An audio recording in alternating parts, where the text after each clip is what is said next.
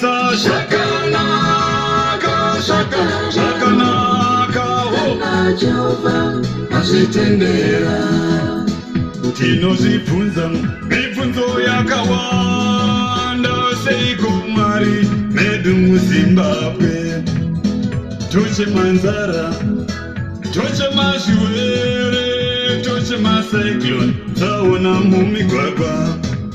Ndimi here Mwari, ndimi here Jehovha, ndimi here maronga zvakadai. Ndimi here Mwari, ndimi here Jehovha, ndimi here maronga zvakadai. Kana imi mazvitendera Jehovha zvakanaka, zvakadaro nyange zvichirwadza Zvakanaka Sana Jehovha azvitendera. rumbidza Mwari wako. Zvakadaro Kana Jehovha azvitendera.